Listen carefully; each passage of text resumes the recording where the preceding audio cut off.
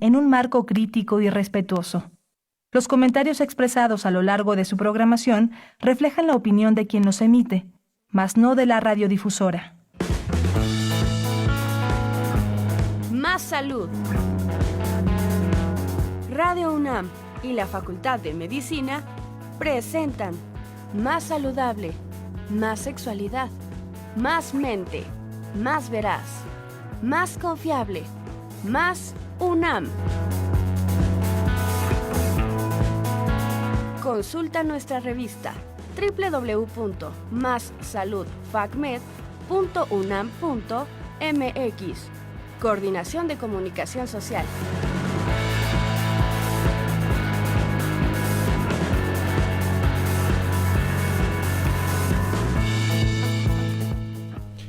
Buenas tardes a toda nuestra querida audiencia de Radio UNAM y de Facebook Live de la Facultad de Medicina. Les damos la bienvenida a su programa Más Salud. Yo soy el doctor Sebastián García Saizó y el día de hoy tenemos un tema muy relevante. Hoy vamos a hablar sobre el glaucoma. El glaucoma es la primera causa de ceguera irreversible que afecta a personas de 40 años y más. Más de 36 millones de personas en el mundo lo padecen, de acuerdo a la Organización Mundial de la Salud. Para hablar del tema, contamos el día de hoy con la presencia del doctor Andrés Uriostegui Rojas. Bienvenido, doctor. El doctor Uriostegui Rojas es médico cirujano por la Facultad de Medicina de nuestra Universidad Nacional Autónoma de México. Posteriormente hizo la especialidad en oftalmología y el curso de alta especialidad en glaucoma en el Instituto de Oftalmología Fundación Conde de Valenciana. Actualmente el doctor Uriostegui es médico adscrito a ese mismo Instituto Fundación Conde de Valenciana. Bienvenido, doctor, buenas tardes. Hola, buenas tardes, Sebastián. Pues muy buenas tardes a todos. Les recordamos para dar inicio a este programa que estamos abiertos a todos sus comentarios, preguntas, felicitaciones y lo que quieran mandarnos a través de Facebook Live, pero también a través de nuestros teléfonos en cabina, y se los recuerdo en este momento, son el 55 36 89 89 con 2 líneas y también el 800 505 26 88.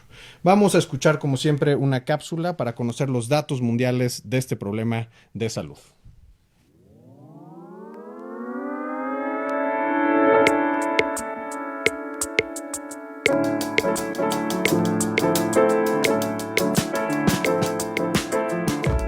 Glaucoma. El glaucoma es una enfermedad que daña el nervio óptico del ojo. Generalmente se produce cuando se acumula fluido en la parte delantera del ojo. El exceso de fluido aumenta la presión en el ojo y daña el nervio óptico. El glaucoma es la primera causa de ceguera irreversible en el mundo. Cifras actuales de la Organización Mundial de la Salud indican que hay cerca de 4.5 millones de ciegos a consecuencia de esta enfermedad. Se calcula que la cifra aumente a 11.2 millones para el 2020. Fuente: Organización Mundial de la Salud.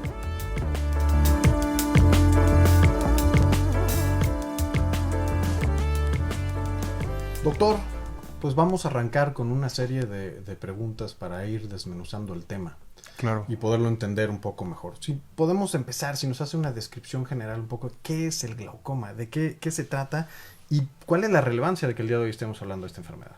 Claro, Sebastián. Bueno, antes que nada, buenas tardes nuevamente.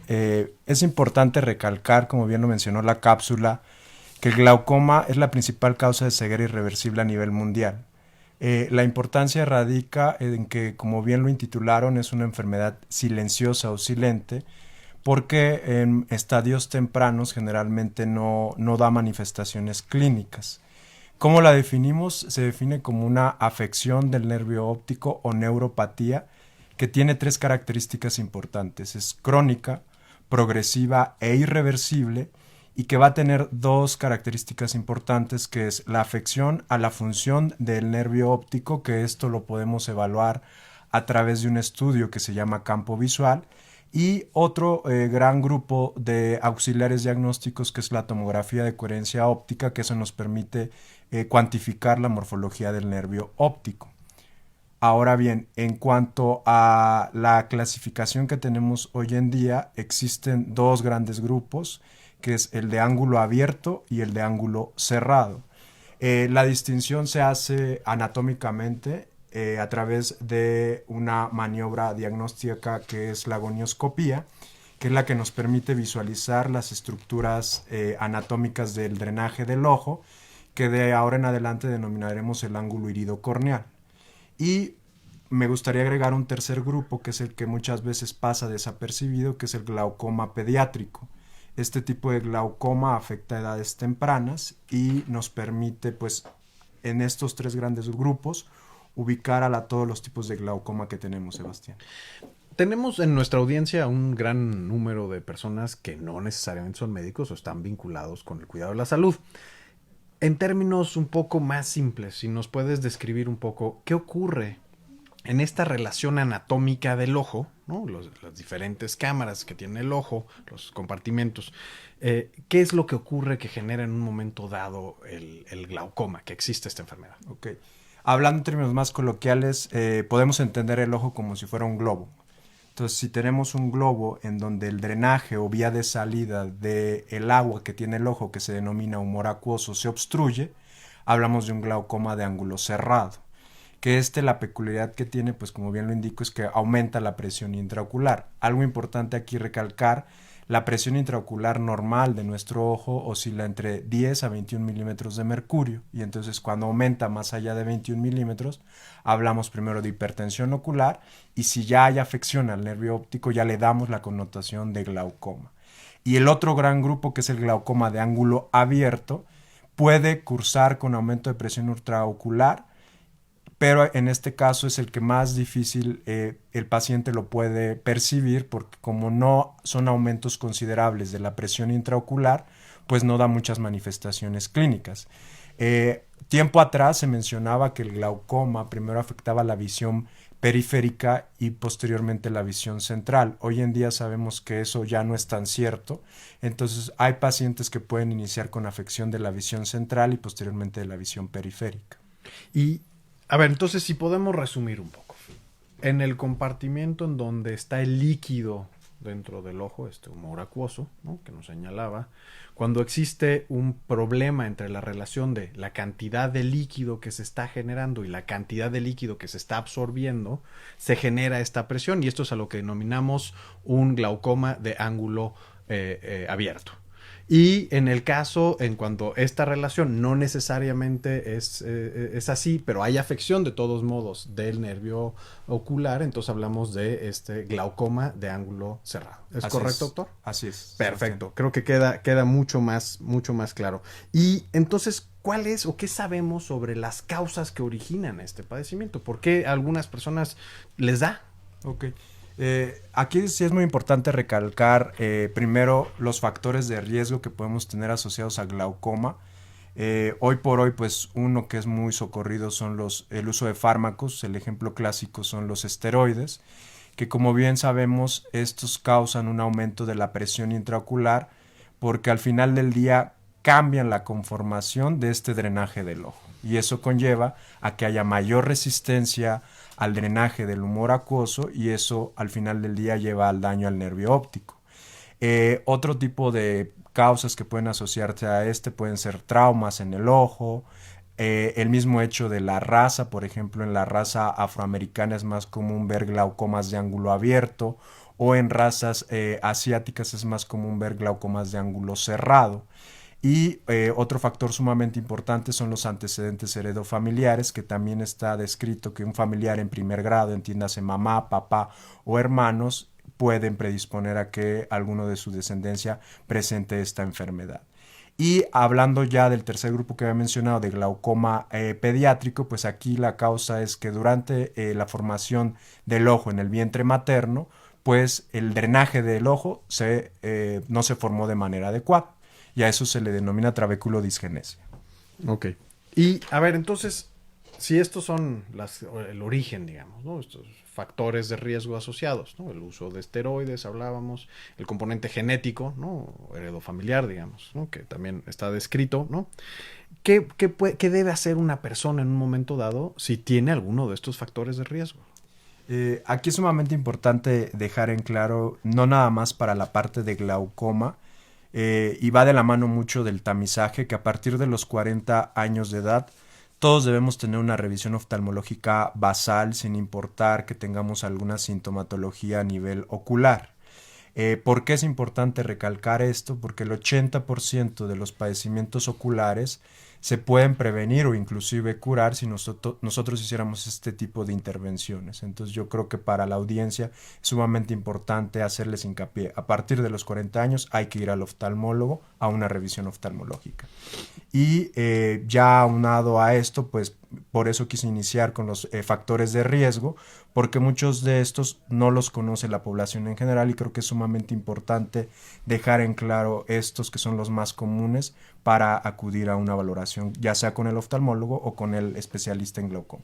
Entonces es muy importante también recordar que esto no es un padecimiento que afecte solamente a adultos mayores, es decir, esto puede darse a cualquier edad, incluso hablábamos de niños, ¿no? Como parte de este grupo de enfermedad, y sobre todo esta recomendación de acudir a una revisión oftalmológica arriba de los 40 años. ¿Cada cuánto debe ser esta revisión? Va a ser en función de los factores de riesgo. Si en esta primera revisión oftalmológica no encontramos ninguna alteración, se puede hacer una recomendación que sea una vez al año, y si en la subsecuente sigue estando normal, podemos espaciarlas cada 2 años. Si nosotros encontramos factores de riesgo como los que cité, pues lo recomendable es cada 6 meses para poder vigilar muy de cerca este tipo de pacientes. Muy bien. Y a ver, una persona que ya tiene la enfermedad, que tiene glaucoma, ¿no? ¿Cuáles entonces son los síntomas asociados a esta enfermedad? Bueno, en primer lugar, glaucoma primario de ángulo abierto, que es el glaucoma más común de todos, más o menos corresponde a un 60 a un 70% de todos. Primero es un reto diagnóstico, porque vuelvo a insistir, no te da síntomas, entonces de ahí que vuelvo a insistir, hay que ir a esas revisiones oftalmológicas, porque aquí tenemos un problema de salud pública muy importante. De hecho, de los pocos datos que existen en la epidemiología mexicana, que es hablar de las 3 grandes escuelas de oftalmología de este país, el Conde de Valenciana, La Ceguera y el Hospital de la Luz, hablan que aproximadamente un 60 a un 80% de los pacientes desconocen que tienen la enfermedad. Entonces es un dato muy alarmante el saber que desconocen primero que existe, segundo que no da sintomatología, y pues tercero que al no dar sintomatología nos llegan ya en estadios muy avanzados en donde no podemos en algunos casos hacer mucho por ellos. Ya cuando tienen, digamos, una afección del nervio y que genera ya esto un problema visual, digamos, ¿no? Exactamente. Y contestando a tu pregunta, si ya está el diagnóstico, nosotros lo clasificamos en 3 grandes grupos. Si es un daño leve, daño moderado o daño avanzado, y en función de eso hacemos las revisiones. Ok, y ahora hablábamos, este era el primario, ¿no? De ángulo abierto. De ángulo abierto. ¿Qué pasa con el resto de las clasificaciones? ¿También son prácticamente asintomáticos o tenemos ya algunos elementos que pudiesen generar alguna preocupación en nuestros pacientes? El otro gran grupo es el primario de ángulo cerrado, que ese sí nos da una mayor sintomatología. Este se puede manifestar como un ojo rojo.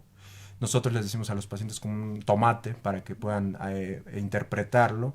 Te da dolor ocular, te da algo que se llama molestia a la luz, que esto se le denomina fotofobia, y puede acompañarse de algo que se llaman síntomas vagales, que es esto, sudoración o diaforesis, mucha molestia a la luz, inclusive en algunos puede haber dolor abdominal acompañando a esto.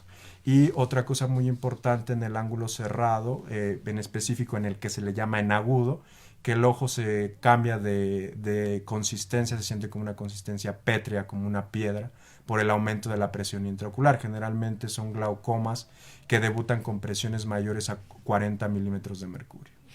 Ok. Y esto constituye como tal una emergencia oftalmológica. Una urgencia oftalmológica. Muy bien. Hablando de las pruebas que se hacen, ¿no? El tamizaje que se puede hacer en un momento dado. ¿Qué incluyen estas pruebas? ¿Qué se puede hacer? En las pruebas de tamizaje para glaucoma lo que se hace es una exploración oftalmológica completa. ¿En qué consiste esto? Primero, y es una piedra angular, la agudeza visual, hay que tomarla en todos los pacientes. Posteriormente realizamos algo que se llama biomicroscopía, que es eso, revisar todas las estructuras que están en la parte adelante del ojo, que eso se le llama segmento anterior del ojo. En tercer lugar, la toma de presión intraocular, que aquí sí es muy importante recalcar que el estándar de oro para el diagnóstico de esto es algo que se llama tonometría, ¿ok? Y en cuarto lugar hacemos la gonioscopía, que es a través de lentes especiales que tenemos los oftalmólogos, visualizamos el drenaje o ángulo iridocorneal y de ahí damos la clasificación en abierto o cerrado. Y finalmente revisamos la parte posterior del ojo, es decir, toda la parte de la cámara vítrea que incluye el nervio óptico, el área de mejor visión del ojo que es la mácula y la retina periférica. Y ahí en esa revisión de la cámara posterior, digamos, de la parte de retina, ¿no? ¿Qué es lo que buscan? En primer lugar, algo que se llama la excavación del nervio óptico para, en función de esto, ver qué tamaño tiene. El tamaño promedio oscila, nosotros lo utilizamos en décimos, de 0.3 a 0.5.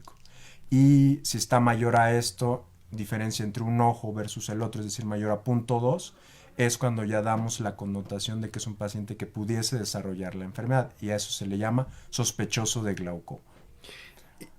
Y entonces, a ver, esto me lleva a preguntar, ¿la enfermedad se presenta en forma bilateral o unilateral? Puede ser bilateral y en algunos casos asimétrica. Ok, es decir, hay cambios en los patrones, no son normales de ninguno de los dos, pero es Exacto. asimétrico. Entonces puede ser bilateral, pero con cambios entre los dos ojos. Exactamente. Muy bien. Voy a algunas preguntas que nos están haciendo desde la audiencia. Hay muchas felicitaciones y saludos, doctor. Muchas gracias. Le mandan saludos del grupo 1132. Wow, gracias. Marisela López, Paulina Cortés, Rocabado, Cuba, Ariel Gustavo, pide también más información. Vamos a hablar ahorita un poco más. Paulina Cortés manda saludos. Alfredo González manda también muchos saludos al Muchas doctor. gracias. Preguntan, Susi Tejo, ¿qué tan frecuente es la herencia en familiares de primer grado? ¿Tenemos algún dato al respecto? Pues se han hecho estudios. De los que más tenemos datos, y de hecho son de las cosas que se hacen en el instituto, es sobre el glaucoma en edades tempranas, en los glaucomas juveniles. Ya está muy bien descrito que tienen una herencia de tipo autosómica dominante.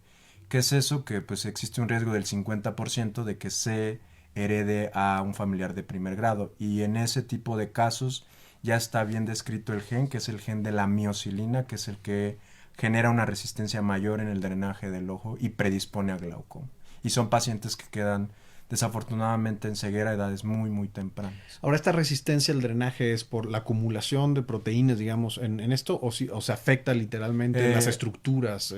Per se tenemos tres grandes estructuras, y la que más nos da resistencia al flujo es una que se llama yuxtacanalicular, y esa es la que encontramos que está más alterada en los glaucomas, por ejemplo, en el ángulo abierto, por así mencionar. Es decir, cuando hay esta afectación al drenaje ocular, digamos. Así es. Ok. Justin Izaguirre nos pregunta sobre la frecuencia de esta enfermedad en personas de menor edad. Si sabemos qué tanto es la incidencia realmente. El glaucoma pediátrico como grupo aproximadamente tiene una incidencia a nivel mundial de 1 en 10,000 recién nacidos vivos.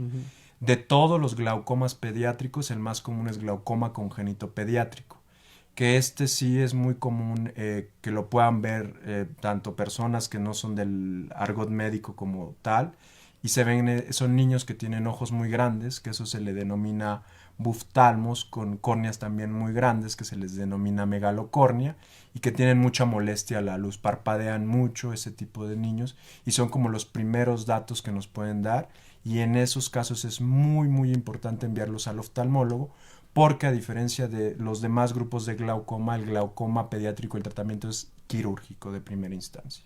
Okay. Y digamos, fuera de las presentaciones congénitas, digamos, ¿no? La presentación de glaucoma en jóvenes, ¿qué tan frecuente es? Es decir, en adolescentes o en adultos jóvenes. ¿Tenemos algún indicador? En el juvenil es de los más frecuentes a edades tempranas. Ellos generalmente inician que visualizan como halos, que les duele la cabeza, o en algunas ocasiones van ya por una baja visual progresiva, que lleva tiempo y tienden a ser glaucomas con presiones intraoculares, bueno, insistir, muy altas, y es lo que nos ayuda a que vayan un poco más rápido, porque les duele el ojo y tienen esa molestia, y es cuando van de primera instancia al oftalmólogo. Okay. Y oscilan en edades entre los 16, 20 años más o menos. Y es también una cuestión ya crónica, digamos, una enfermedad crónica, o es algo que todavía está sujeto a las modificaciones morfológicas del ojo por el crecimiento, digamos. No, ya es netamente por la resistencia que hay al paso del humor acuoso por el ángulo iridocorneal. Entonces ya el tratamiento también se establece... Quirúrgico. Okay. O sea, se da siempre tratamiento con gotas, pero posteriormente se van a cirugía. Muy bien. Alejandro Pacheco nos saluda y justamente nos preguntaba esto que acabamos de señalar, si era unilateral o bilateral, que señalamos hace un instante. Pablo Martínez Amezcua nos está viendo, saludos a Pablo. Nayeli Rizzo nos comenta que ella sufrió esta enfermedad a los 18 años, que es justamente este grupo Lo que comentábamos, ¿no? Así es. Saludos, Nayeli. Ivonne Tapia nos manda saludos del grupo 1146 y Saúl Gómez también del 1146. Albert Nitt nos preguntaba sobre qué estudios o cómo se puede prevenir. Acabábamos de señalar en este espacio justamente los estudios de tamizaje que se hacen y sobre todo la recomendación de acudir al menos una vez al año a partir de los 40 años. Y nada más aunando ahí un poco más, son dos los estudios básicos para diagnosticar glaucoma. Uno se llaman campos visuales, que esos nos evalúan la función, y el otro son los estudios estructurales como tomografías de coherencia óptica. Al final del día son los dos que siempre pedimos para hacer el diagnóstico de glaucoma. Ya la certeza diagnóstica. Exactamente. ¿No? Nos pregunta Rotzenraga si esto se puede prevenir de alguna forma. Pues yo como subespecialista en esto, más que prevenir, yo creo que la clave es la revisión. O sea, la detección temprana. Temprana, porque una vez diagnosticada, lo que hacemos nosotros es tratar de evitar que esto progrese rápidamente. Entonces se hacen, hoy en día los 3 grandes tratamientos son gotas, láser o cirugía. Entonces en función del daño que tienen es las intervenciones que nosotros hacemos. O sea, no hay una forma que digamos, si comemos de estas frutas y verduras, vamos a evitar tener glaucoma en algún momento. No, y de hecho, qué bueno que tocaste ese punto porque el glaucoma es una de las grandes cosas que se presta mucho a charlatanería. Gotas, puedo mencionar N cantidad de cosas que no sirven para nada y que las dejan y que hacen que los pacientes al final del día no lleguen de manera oportuna al oftalmólogo, o también hacen otro tipo de prácticas como dejar lentes que tampoco nos ayudan en mucho. Entonces sí es sumamente importante recalcar que hay que tratar esta enfermedad a tiempo, porque de no tratarse rápidamente termina en ceguera. Verónica Telles nos pregunta, ¿es curable?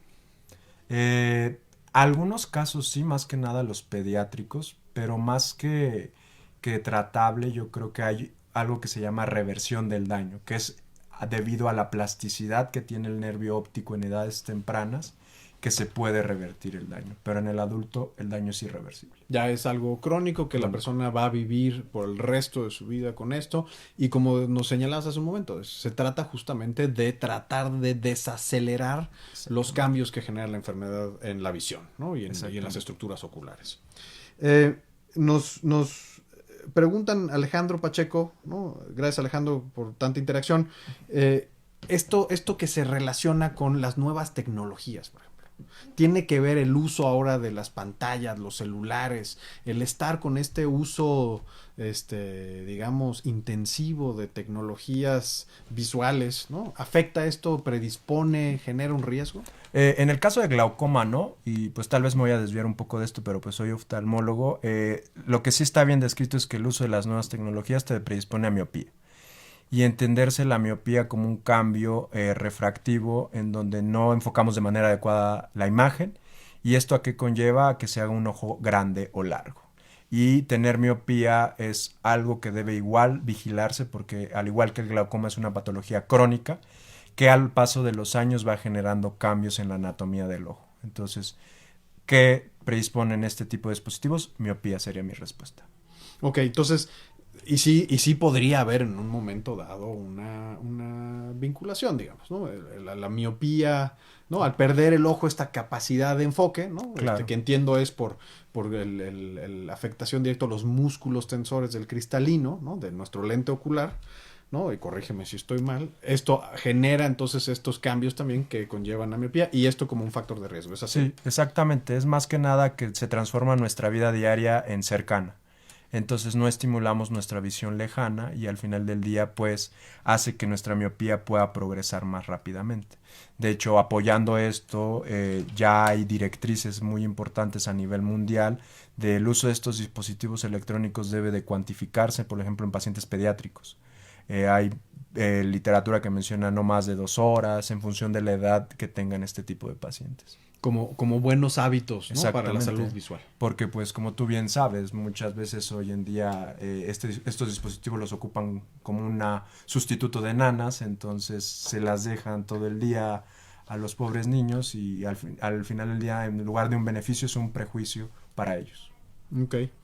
Ana Ramírez nos pregunta, a ver, estamos hablando del tamizaje y que es necesario un tamizaje oftalmológico a partir de los 40 años. Nos dice, ¿dónde puede acudir una persona? ¿No?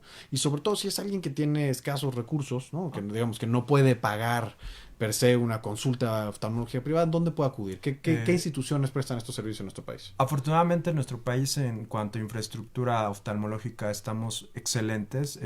Como vuelvo a insistir, las 3 grandes escuelas de oftalmología prestan servicios oftalmológicos de primer mundo y de muy buena calidad. Tenemos en primer lugar el Instituto de Oftalmología Fundación Conde Valenciana, que está en la zona centro de la Ciudad de México. En segundo lugar, la Fundación Nuestra Señora de la Luz, que está localizada en la parte cercana al Monumento de la Revolución. Y en tercer lugar, la Asociación para Evitar la Ceguera en México, que se encuentra al sur de la ciudad, en Coyoacán. Aunado a esto, también el Sistema de Salud Federal, háblese IMSS, ISSSTE y Secretaría de Salud Federal, tienen servicios oftalmológicos como en el Hospital General de México, el Hospital Juárez de México, el Hospital Manuel G. González o centros como el 20 de noviembre y el Hospital Regional Adolfo López Mateos. Todos ellos tienen. En cuanto a las 3 grandes escuelas, son consultas relativamente muy baratas. En promedio la consulta oscila entre 100 y 200 pesos y eso permite tener una buena atención oftalmológica independientemente del lugar. Muy bien. Donovan Rosales Rodríguez nos pregunta qué se debe hacer desde el primer contacto, es decir, el médico de primer contacto, ¿no?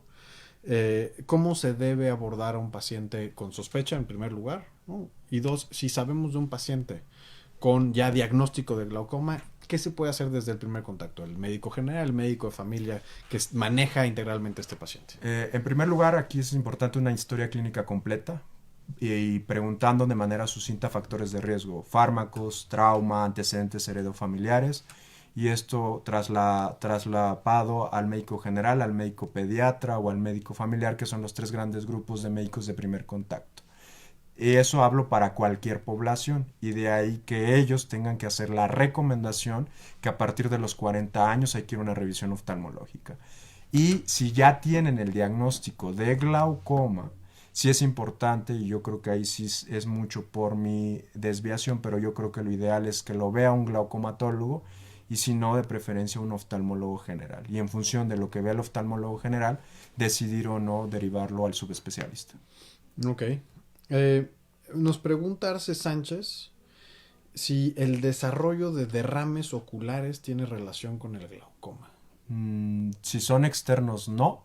Si son adentro del ojo, pueden generar ciertos tipos de glaucoma que se llaman glaucomas asociados a hemoglobinas o hematíes, sí, pero solo cuando son internos, los sangrados externos no. Porque eso es una pregunta muy común.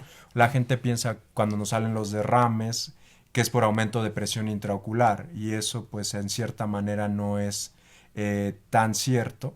Entonces, solo en los sangrados internos sí se puede asociar en algunos casos, no siempre. Ahora, los derrames internos es algo que la persona en sí no puede detectar. Tendría que de todos modos ir a una consulta o si hay forma de detectarlo. Sí hay forma porque son generalmente causas de baja visual súbita. Es decir, un paciente que estaba viendo bien y que de repente empieza a ver como una neblina o como algo que cae y que obstruye totalmente su eje visual. Eso podría ser un sangrado interno y que amerita de todos modos una consulta oftalmológica. Es una urgencia oftalmológica. En nuestro país lo que más vemos de sangrados internos es asociados a pacientes con diabetes mellitus, que en este país pues lo más común es diabetes mellitus tipo 2.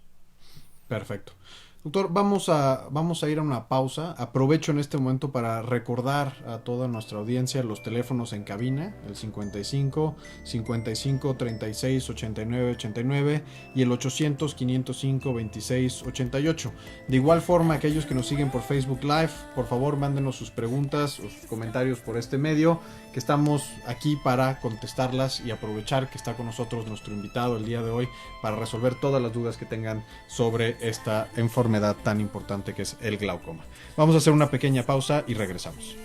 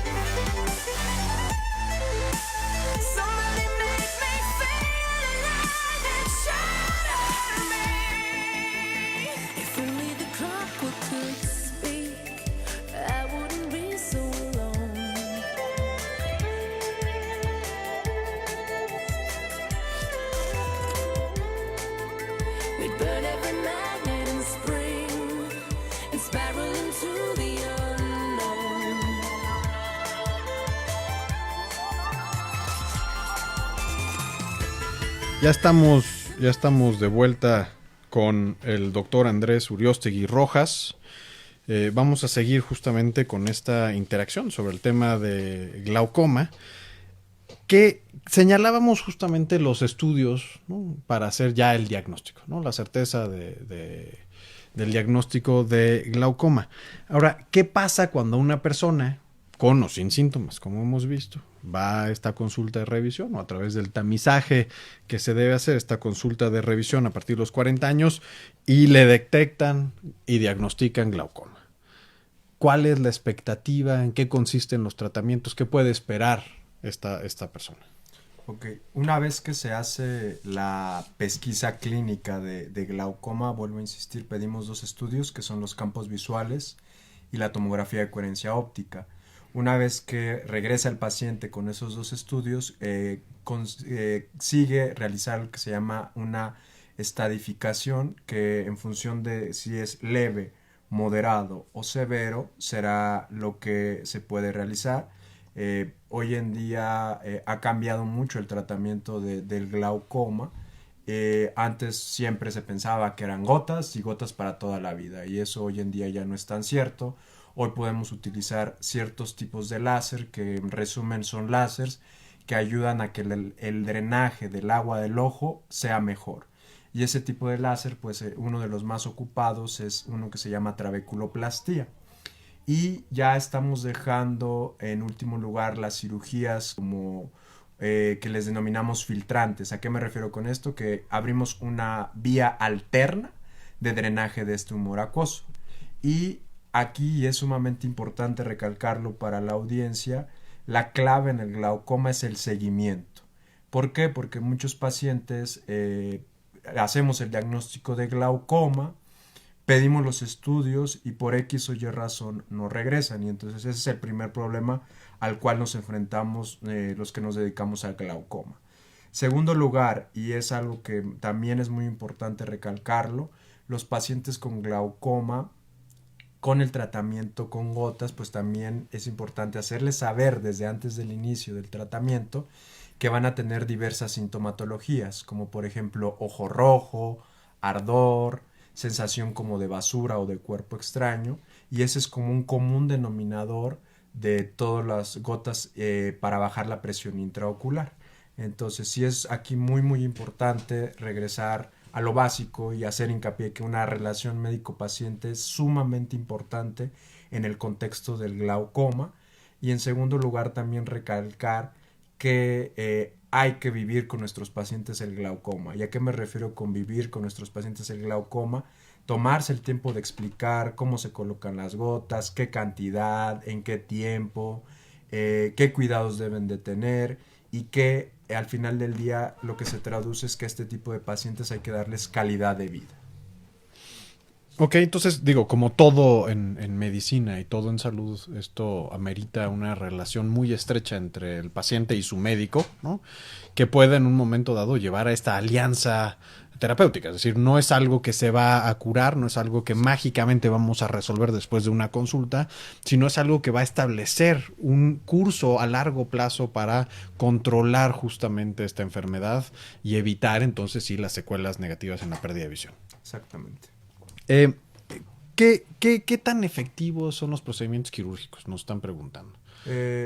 Vuelvo a insistir, hoy en día hay dos grandes grupos. Algo que estamos utilizando actualmente, que es la cirugía de glaucoma mínimamente invasiva, que la dejamos para glaucomas leves de ángulo abierto. Y las cirugías filtrantes, que generalmente los ocupamos ya para glaucomas moderados o avanzados, que esas abren una vía alterna de drenaje. Hoy por hoy, a la clave es seleccionar al paciente ideal en cada caso. Entonces, hablar de efectividad, si a mí me hablas de efectividad, yo diría que las que abren una vía alterna son las mejores, pero si puedes utilizar las más nuevas en el paciente ideal, les va también muy bien. ¿Y por qué utilizar? Y con menos, digamos, riesgos y menos eventos. Complicaciones. Exacto. Entonces, por eso es que hoy en día la terapia en glaucoma es algo que llamamos una terapia escalonada. No nos vamos de primera instancia, como hace 10 años, por ejemplo, a la cirugía filtrante. Escalonamos el tratamiento porque, vuelvo a insistir, y como bien lo menciona Sebastián, es una enfermedad que va a estar para toda la vida.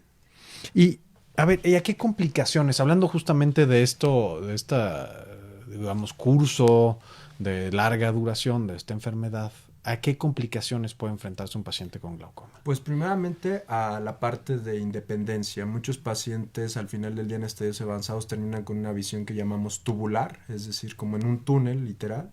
Entonces son pacientes que pues al final del día no pueden manejar, no pueden andar solos en la calle. Entonces aquí entran muchas variables como tener que depender de una persona, es decir, un cuidador primario. Segundo punto, el tratamiento de glaucoma es muy importante y vuelvo a insistir, individualizar cada caso porque es una terapia cara en algunos casos y que si no seleccionamos los tratamientos en función de los daños, pues podemos terminar también con la economía de una familia. Entonces sí es sumamente importante, primero, ver qué es lo que tiene el paciente y estadificarlo va a ser la clave para poder dar lo mejor a cada tipo de paciente. Y, a ver, hablando justamente que muchas veces se nos pierde de vista, el costo, el impacto económico que tiene esta enfermedad, ¿no? Que señalabas hace un instante, puede ser alto, ¿no? ¿Qué tanto existen hoy en día coberturas en los sistemas públicos de atención para tratar, manejar, digamos, este padecimiento? Pues puedo hablarte de mi institución. Nosotros en el Instituto de Oftalmología pues tratamos de hacer estudios socioeconómicos para poder apoyar ese tipo de pacientes. Se les ofrecen costos relativamente muy bajos en comparación de la cuestión privada y que sí, el porcentaje en comparación es mayor del 50%, entonces eso les ayuda mucho a que en cuanto a costos para la familia se reduzcan brutalmente y vuelvo a insistir, vamos de lo poco a lo más en función de cada caso. Ok, y dentro de las coberturas públicas tienes información, por ejemplo, en el IMSS, ¿no? Una persona con glaucoma puede acceder a sus medicamentos y de todo el control. En cuanto a tratamientos, hasta donde sé, IMSS maneja la gota que es como la más común, que es el Latanoprost, que es un análogo de prostaglandinas, lo tiene en su esquema. Tienen Timolol, que también es uno de primera línea, que es un beta bloqueador. Y también les ofrecen en algunos casos ya la cirugía filtrante, porque si lo comparas con las nuevas cirugías es un poco más barata. Okay. Tienen ellos la cirugía filtrante que se llama trabeculectomía, que también es muy buena controlando la presión. De hecho, hoy por hoy, el estándar de oro para el tratamiento del glaucoma avanzado es la trabeculectomía. Okay. Y entonces sí está disponible dentro de las coberturas de salud de nuestras instituciones públicas en el país también. A ver, nos preguntan también, ¿cuál es la relación entre glaucoma y la hipertensión arterial y si es que existe alguna relación?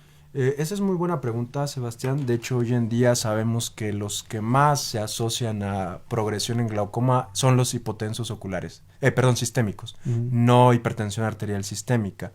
De hecho, hoy está en moda dentro del área de glaucoma hablar de algo que se llama disregulación autonómica. ¿Y a qué me refiero con esto? Pacientes, por ejemplo, que tengan apnea o hipoapnea obstructiva del sueño, enfermedades como fenómeno de Raynaud, o pacientes que tienen disautonomía sistémica se han asociado a un tipo de glaucoma que se llama glaucoma de tensión normal, que es un glaucoma en el cual vemos que afecta a pacientes en promedio entre los 50 a 70 años de edad y que a pesar de que la presión intraocular está dentro de parámetros normales, va progresando el daño a su campo visual.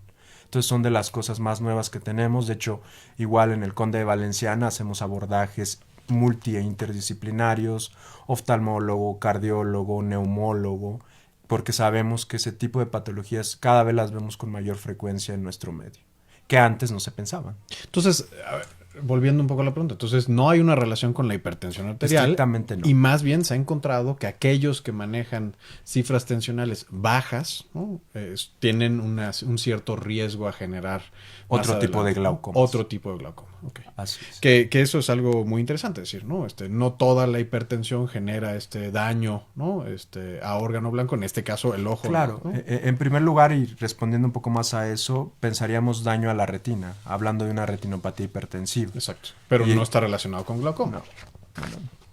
Y bueno, ¿y cuál es la relación, ¿no? Otra pregunta, con diabetes mellitus, que es, como sabemos, un grave problema de salud en nuestro país, con una prevalencia altísima en población adulta, y nos preguntan si hay una relación entre glaucoma y diabetes. Así es muy muy importante. De hecho, hoy por hoy, de los glaucomas de peor pronóstico y de mayor reto quirúrgico, es el glaucoma asociado a diabetes. El glaucoma asociado a diabetes se denomina glaucoma neovascular, y al final del día se resume en que la retina tiene poco oxígeno, es decir, no llega de manera adecuada, y hace que se formen vasos nuevos, tanto en la parte posterior del ojo como en la parte anterior del ojo.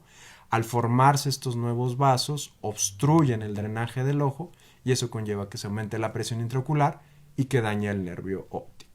Y por eso es que nosotros en oftalmología decimos que la complicación más devastadora de la diabetes mellitus en el ojo es el glaucoma neovascular, que así se denomina. Entonces estas formaciones neovasculares tienen el doble, digamos, efecto. Uno directo sobre retina, cuando esta formación es en cámara posterior, pero también esta posibilidad de generar la neovasculatura y generar el bloqueo en drenaje con aumento en la presión y el daño subsecuente a nervio óptico. Exactamente, sí.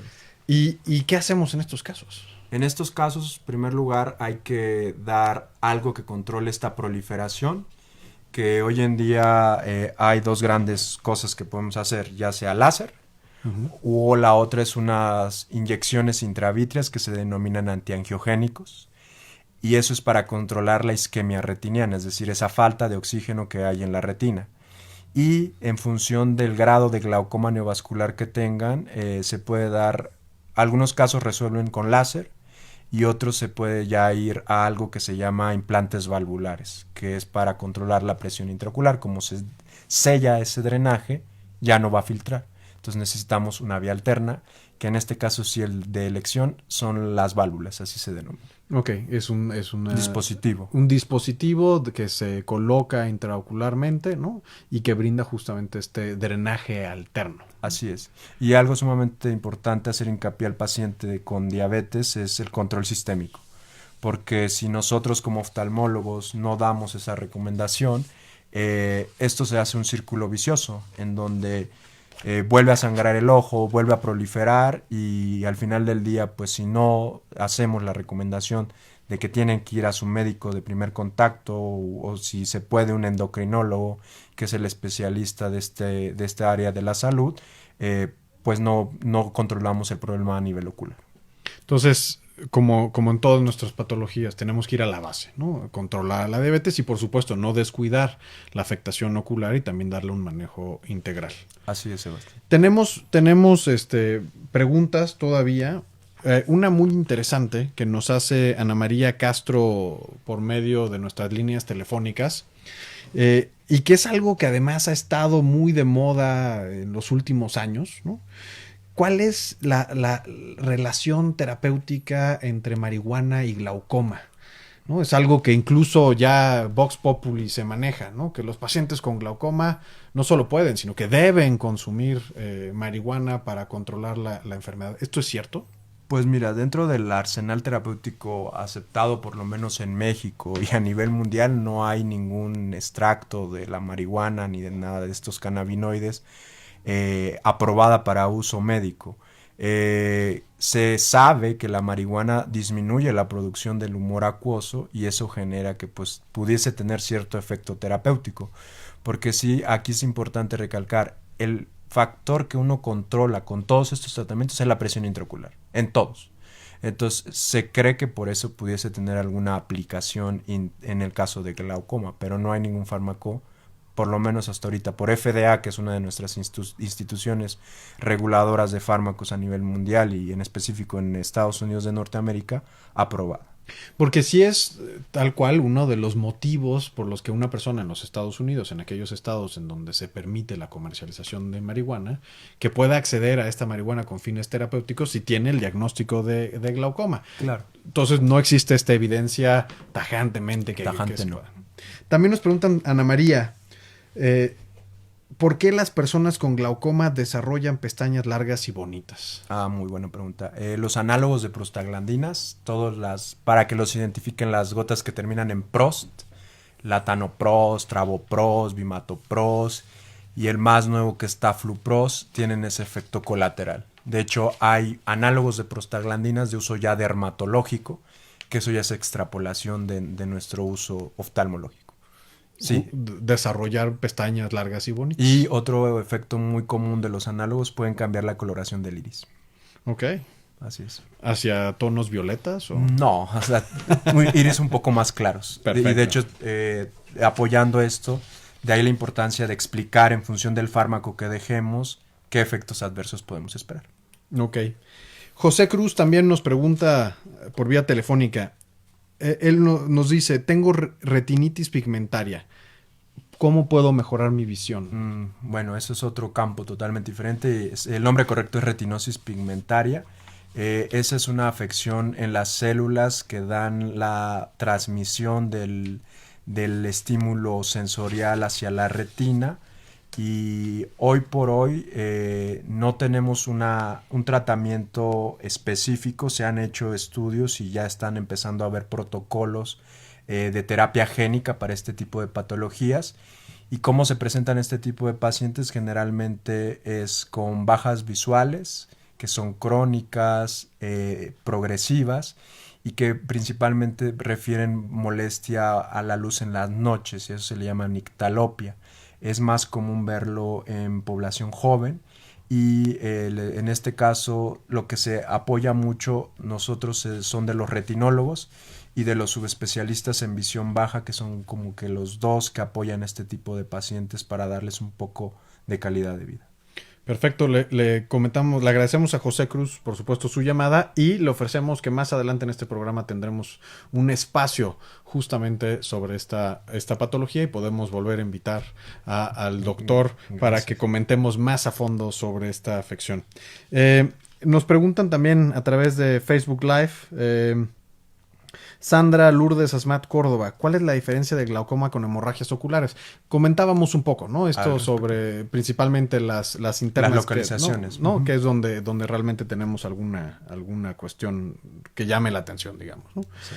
Perla Araceli Velázquez nos pregunta sobre el teléfono de la consulta del doctor, al igual que Esperanza Sánchez García, que nos contactó por teléfono, y Rosalía González. En unos momentos más, si el doctor así nos lo permite, compartiremos sus datos para que lo puedan contactar más allá de nuestro programa. Sandra Lourdes Asmat también nos pregunta, ¿cuántas veces se debe realizar la cirugía? No hay bueno, voy a hacer las dos distinciones. En la edad pediátrica no hay un número mágico. Va a hacer las cirugías que sean necesarias para controlar la presión. Y en el caso del adulto también va a depender del tipo de glaucoma. Puede ser 1, 2 o más, pero en promedio son menos que en los niños. Ok, no hay un número, es decir, se trata de corregir los problemas que dan origen a esta afección del nervio, este daño al nervio, ¿no? Y puede haber más de una cirugía. Así es. Alejandro Pacheco nos comenta sobre medicina del trabajo y él señala que las personas diagnosticadas con glaucoma por seguridad también se incapacitan y se les asigna actividades acorde a su función, ¿no? Entonces esto limita a manejar, manipulación de maquinaria pesada, etcétera. ¿Esto es correcto, doctor? Sí, de hecho se deben hacer dictámenes por medicina laboral o del trabajo en función de la discapacidad visual que puedan llegar a tener estos pacientes. Y algo importante nada más a recalcar, nosotros en oftalmología tenemos un término que se llama visión baja y en función de ese término que se define como una agudeza visual menor de 20/70 o un campo reducido en los 30 grados centrales, es que podemos dar la recomendación de que den un dictamen tanto el oftalmólogo como el médico del trabajo laboral para poder dar esa resguardo o custodia al paciente en cuanto a actividades en su trabajo. Perfecto. Rosalinda Bendaño comenta justamente este tema que señalábamos hace un momento sobre la relación con otras patologías oculares. En particular, ella pregunta sobre la relación de astigmatismo o miopía. Señalábamos que con miopía sí había una relación por justamente el cambio de la anatomía ocular. Y nada más ahí, perdón que te interrumpa, Sebastián, la hipermetropía se asocia a ángulo cerrado. Ok, entonces sí también hay una relación, miopía e hipermetropía con glaucoma. Con glaucoma. Astigmatismo... Generalmente no. Ok. Porque eso es un cambio en la curvatura de la córnea. Entonces es más externo. Y el otro es en tamaño. Ok. En la hipermetropía es un ojo pequeño y en la miopía es un ojo grande. Alargado. Uh-huh. Ignacio Villalba Espinosa está viendo el video. Le mandamos un afectuoso saludo también. Sandra Lourdes Asmat nos pregunta que si hay alguna relación con los mensajes subliminales en el cambio de color de los ojos. Hay cierto cambio de la percepción cromática en glaucomas avanzados. De hecho, otra cosa que manifiestan mucho los pacientes con glaucomas avanzados es el cambio en los ciclos circadianos. ¿Eso qué es? Que pierden la noción noche-día. Entonces son pacientes que sufren de insomnio en avanzados. Ok. Porque hay unas células de la retina que captan la melatonina y conlleva esto. O sea, son... Qué interesante. Entonces ya son, digamos, síntomas de enfermedad avanzada, pero que tienen que ver con otras cuestiones netamente fisiológicas. Y no necesariamente a lo que uno asocia directamente con la capacidad visual, digamos. Exactamente. Nayeli Rizzo, que hace unos momentos nos comentaba que está diagnosticada con glaucoma desde los 18 años, comenta que a ella le pusieron efectivamente una válvula, ¿no? Y que actualmente tiene 42 años. Esperamos que estés bien, Nayeli. Excelente. Sí. Nos pregunta Víctor Manuel Antonio Carapia, ¿cuáles serían los síntomas o cambios en ángulo abierto? Híjoles, es que vuelvo a insistir, es el de más difícil diagnóstico. Yo te puedo decir hoy por hoy la revisión. No hay un cambio así que te diga, presentas esto y es glaucoma de ángulo abierto. No. Y vuelvo a insistir, el gran problema que tenemos en este país es que nadie se va a revisar los ojos, Sebastián. Si nosotros hiciéramos ese switch y ese cambio, tanto en nuestra población como en los médicos que estamos formando, de que a partir de los 40 fueran al oftalmo, yo creo que fácil, un 50% de nuestra población no tendría problemas oculares. Pero no hay esa cultura de prevención en el país. Entonces, hagamos esta recomendación a todos nuestros alumnos de la Facultad de Medicina, futuros médicos y por supuesto también a los profesionales de la salud que nos escuchan. Envíen a sus pacientes a una revisión oftalmológica al menos una vez al año a partir de los 40 años o si existe cualquier sospecha de patología visual. Y nada más apoyando esto de los tamizajes y también como estamos hoy en boga y en moda de los tamizajes en la edad pediátrica, existe ya algo que se llama el tamiz visual. Y ese es muy importante hacerlo en el recién nacido a los 6 meses de edad en promedio al año, 2 años, y en la edad escolar entre los 6 y 7 años de edad, porque también en esas edades nos permiten diagnosticar, en este caso, en mi área, glaucomas pediátricos, pero hay muchas otras enfermedades de los ojos que es importante diagnosticarlas y que igual no existe la cultura del tamiz visual en este país. Por supuesto, algo sin duda relevante con repercusiones en salud pública, ¿no? Exactamente. Doctor, entonces, si volvemos a que nos piden poderlo contactar en forma directa, ¿no? Si nos puede compartir algún número telefónico en donde puedan consultarlo, hacer a lo mejor una cita para alguna revisión, si nos comparte esto, y a lo mejor algún correo electrónico, se lo agradeceríamos mucho. Claro, Sebastián. El teléfono es 55 10 81 7807 y el correo electrónico es urea1290@gmail.com. Repito los teléfonos del doctor Uriostegui Rojas. Es el 55 1081 7807 y su correo electrónico urea1290@gmail.com. Doctor, ¿cuál es el panorama de esta enfermedad en nuestro país? ¿Hacia dónde vamos? En primer lugar, hay datos alarmantes de la Organización Mundial de la Salud. Primero, se estima que para el año 2030 tengamos un promedio de 40 a 50 millones de ciegos por glaucoma. Entonces, vuelvo a insistir, vayan a revisarse al oftalmólogo a partir de los 40 años y en edades tempranas, como mencioné, con el tamiz visual. Y créanme, si un paciente se diagnostica a tiempo, le cambia la vida 100%. Lo más importante es diagnosticarlos A tiempo. Entonces, esto es un llamado muy importante a todos nuestros radioescuchas a, por supuesto, hacerse una revisión anual de sus ojos, ¿no? Y, por supuesto, a todos los médicos o personal de salud que nos escucha, recomendar esta revisión anual a todos sus pacientes. Así es. El doctor nos acaba también de compartir sus teléfonos y su correo electrónico que está a disposición de todos ustedes para contactarlo. No pierdan la oportunidad de hacerse una revisión con el doctor. ¿Algo más que quiera comentar? Pues básicamente prevención, vuelvo a insistir, y como siempre les digo a mis pacientes, los ojos no se dan en los árboles, entonces hay que cuidarlos. Por supuesto, doctor. Pues es así como llegamos al final de nuestro programa. Agradecemos la participación del doctor Andrés Uriostegui Rojas con nosotros el día de hoy. Nos contestó con mucha paciencia y con mucho detalle todas nuestras preguntas. Por supuesto, les agradecemos como siempre a todos nuestros radioescuchas y seguidores en redes sociales. Creo que es muy importante mantener esta interacción para poder